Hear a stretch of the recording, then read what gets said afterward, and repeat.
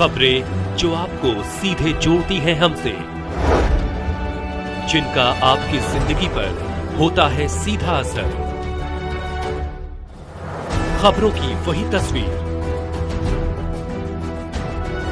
बिना बदले बिना डरे, जज्बा सच का लिए, सच दिखाते हैं। अमरोली में घर में चोरी का मामला सुलझा लिया गया है। सूरत क्राइम ब्रांच ने इस अपराध में मुकेश उर्फ लालू को गिरफ्तार किया है। घर में चोरी करने के बाद आरोपी सुरेंद्रनगर नदी पर चला गया। अमरोली इलाके में आरोपी के होने की सूचना मिलने पर पुलिस उसे गिरफ्तार करने गई थी। पुलिस को देखते ही आरोपी तापी नदी में कूद गया।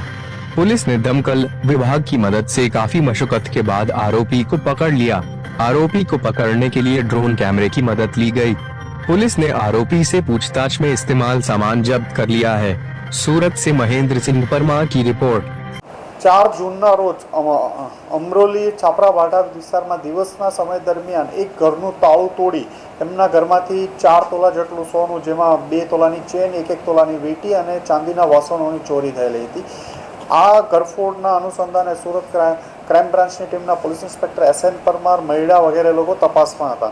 દરમિયાનમાં એમને માહિતી મળી હતી કે મુકેશ ઉર્ફે લાલુ ગોવિંદભાઈ ધીરુભાઈ સરવૈયા, જે મૂળ સુરેન્દ્રનગરનો રહેવાસી છે, 2 વર્ષથી અહીંયા રહે છે, એ આ ગુનામાં સંડોવાયેલા છે। આ બાતમી આધારે રાંદેર કોઝવે પાસે, સિંગણપુર કોઝવે પાસે પોલીસની ટીમ એની વોચમાં હતી, તો એ પોલીસને જોઈ બાઇક મૂકી અને તાપી નદીમાં કૂદી ગયો હતો ગઈકાલે સાંજે બપોરે 3-1 વાગે।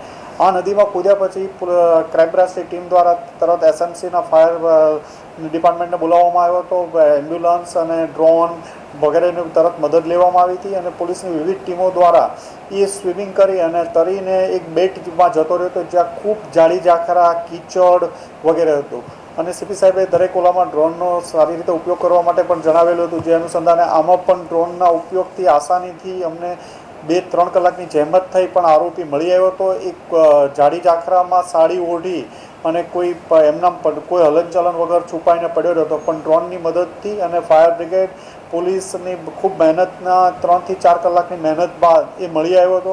એની પાસેથી આ તમામ ઓર્નામેન્ટ્સ કબજે કરવામાં આવ્યા છે અને આગળની વધુ તપાસ માટે અમરોલી પોલીસ સ્ટેશનમાં સોંપવામાં આવ્યા છે।